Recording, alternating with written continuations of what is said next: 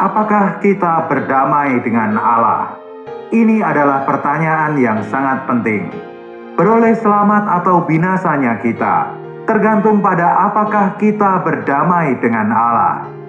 Bila kita berdamai dengan Allah, kita sangat aman, karena kita telah berpindah dari maut ke dalam hidup, dan menerima berkat yang telah Allah sediakan dalam Tuhan Yesus. Tetapi bila kita tidak berdamai dengan Allah, kita berada di dalam kondisi yang berbahaya dan menyedihkan, karena murka Allah ada pada kita. Betapa mengerikannya hal ini. Kita harus dapat menjawab pertanyaan ini dengan jujur. Apakah kita berdamai dengan Allah? Kita tidak boleh menjawab dengan ceroboh atau lancang. Bila kita berdamai dengan Allah, berarti kita berdamai. Tetapi bila kita berseteru dengan Allah, berarti kita berseteru. Tidak ada kondisi yang ada di tengah-tengah. Bila kita tidak mendekat kepada Allah melalui kematian Tuhan Yesus, kita adalah musuh Allah. Dunia sedang berseteru dengan Allah. Kita tidak perlu berperang melawan surga untuk berseteru dengan Allah. Ketika kita berjalan menurut keinginan daging dan mengabaikan tuntutan Allah, kita berseteru dengan Allah. Alkitab menuliskan dalam Roma 8 ayat 7, sebab keinginan daging adalah perseteruan terhadap Allah, karena ia tidak takluk kepada hukum Allah. Hal ini memang tidak mungkin baginya. Setiap kali kita berpikir menurut daging, kita sudah berseteru dengan Allah. Kita dapat setuju dengan agama, mengagumi Kristus, dan berbuat baik untuk gereja. Semua hal ini adalah sesuatu yang baik.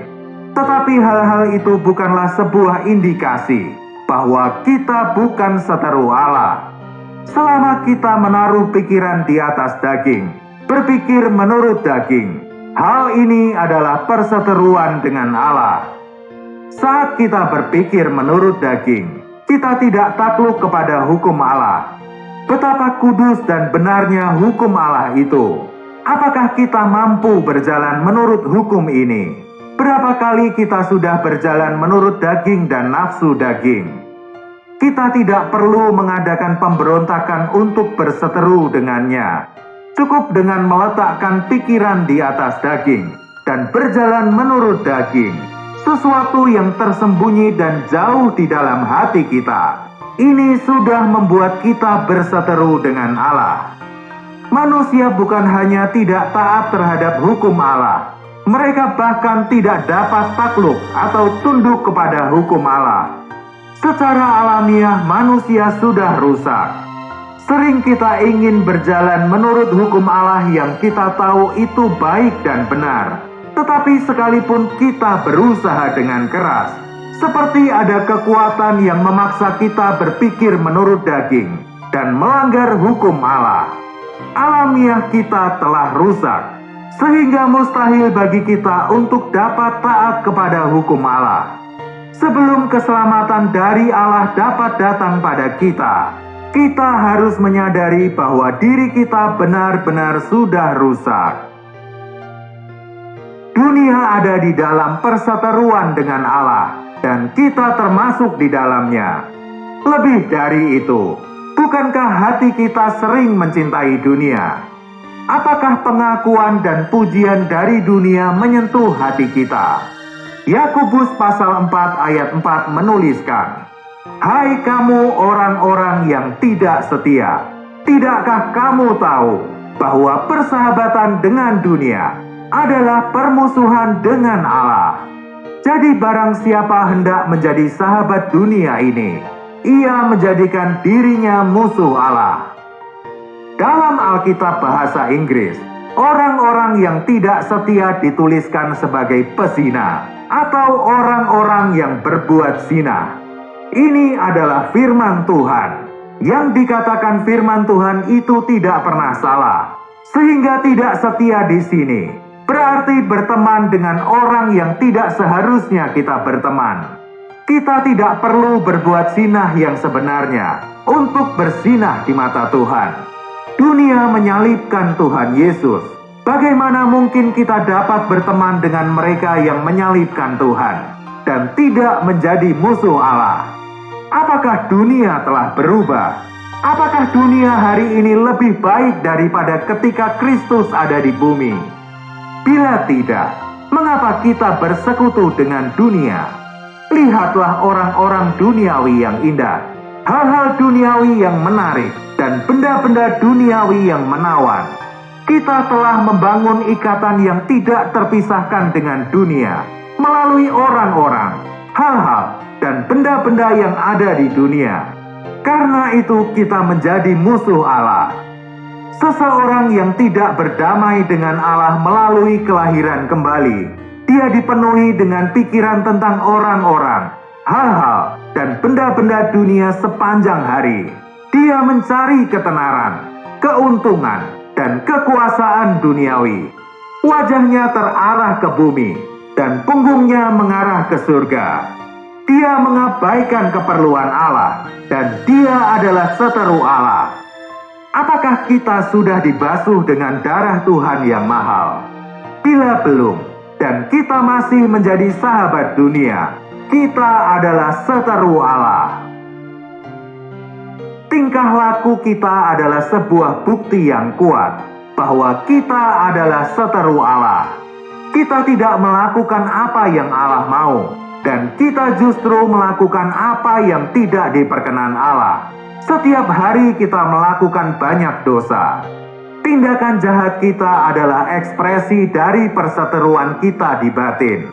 Kolose 1 ayat 21 menuliskan, "Juga kamu yang dahulu hidup jauh dari Allah, dan yang memusuhinya dalam hati dan pikiran, seperti yang nyata dari perbuatanmu yang jahat."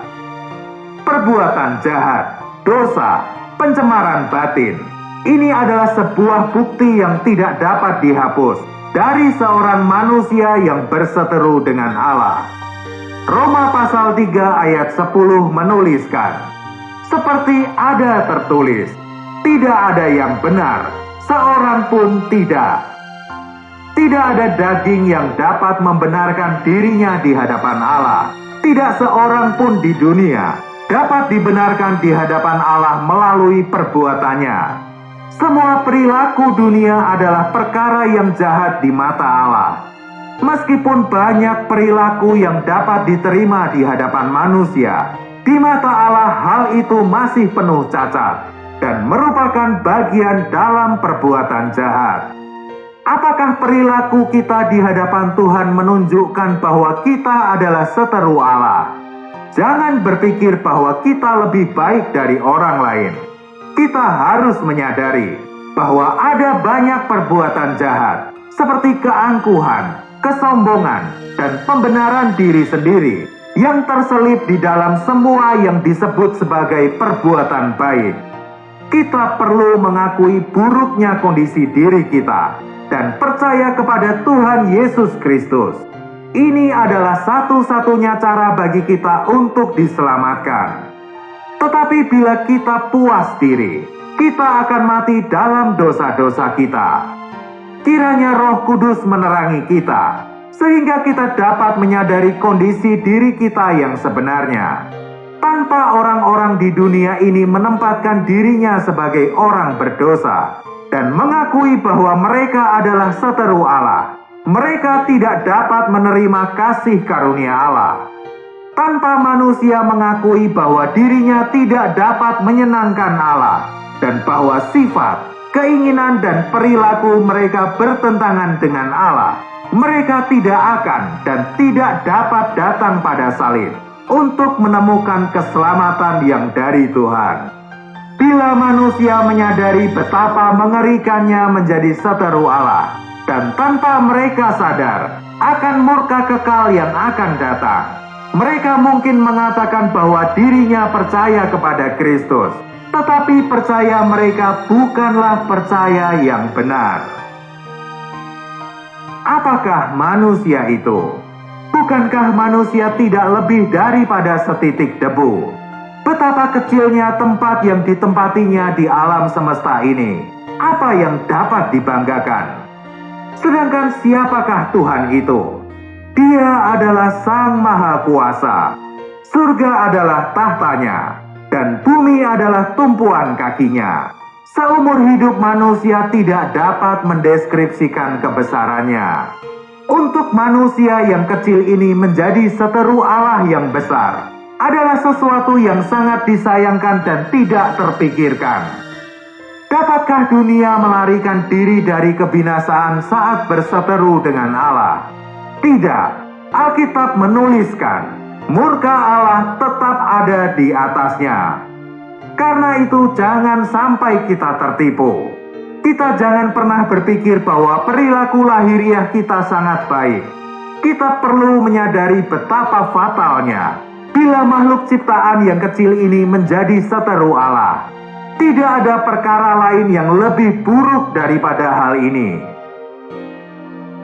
Tetapi puji syukur kepada Tuhan, karena begitu besar kasih Allah akan dunia ini. Dia tidak mau untuk melihat seorang pun binasa. Dia mau agar semua orang diselamatkan. Dia tidak mau menghukum manusia atas dosa-dosanya. Sekalipun dunia, di mana Anda dan saya termasuk di dalamnya, ada dalam perseteruan dengan Allah. Dia bersabar dan menahan diri. Dia bahkan mengutus anaknya yang tunggal, yaitu Yesus Kristus, untuk datang ke dunia, mati disalibkan, untuk mendamaikan kita, dan untuk mendamaikan murka Allah yang benar. Dia telah menderita bagi kita, dan menerima hukuman yang seharusnya untuk dosa-dosa kita. Kebinasaan yang seharusnya kita terima telah ditanggung olehnya. Dia berdiri di posisi orang berdosa yang adalah musuh Allah, sehingga pada penyalipannya dia berkata, "Allahku, Allahku, mengapa engkau meninggalkan aku?" Dia adalah kekasih Allah. Allah berkenan terhadapnya, dan Allah selalu ada di dekatnya. Saat menanggung dosa-dosa kita, berdiri menggantikan kita yang adalah seteru Allah, menderita penghakiman dan murka Allah yang benar. Dia melihat bahwa Allah Bapa yang terkasih meninggalkan dia. Melalui kematian dan penolakan itu, dia telah menggenapkan pendamaian dan keselamatan sekali untuk selamanya.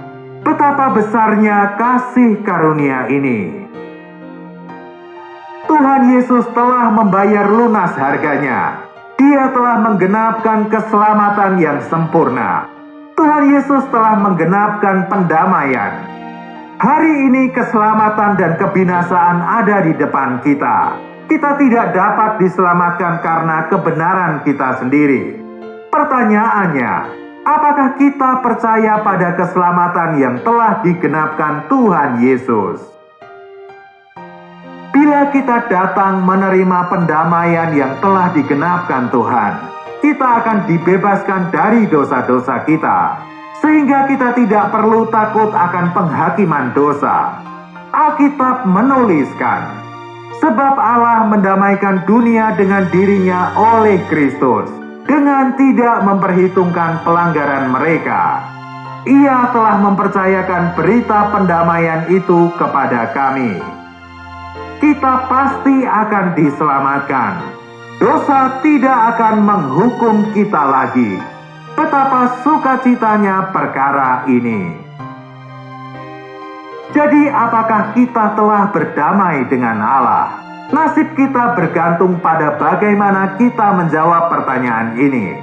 2 Korintus 5 ayat 20 menuliskan, "Jadi kami ini adalah utusan-utusan Kristus, seakan-akan Allah menasihati kamu dengan perantaraan kami. Dalam nama Kristus kami meminta kepadamu, berilah dirimu didamaikan dengan Allah." Dan Efesus 2 ayat 17 menuliskan, "Ia datang dan memberitakan damai sejahtera kepada kamu yang jauh, dan damai sejahtera kepada mereka yang dekat." Kiranya Roh Kudus menyentuh kita yang mendengarkan renungan ini, untuk menerima Tuhan Yesus sebagai Juru Selamat kita. Tuhan, dahulu aku adalah seterumu. Sekarang melalui kasih-Mu di kayu salib dan melalui pendamaian yang Engkau genapkan, aku percaya kepadamu. Tuhan, selamatkan aku, orang yang berdosa ini. Tuhan memberkati.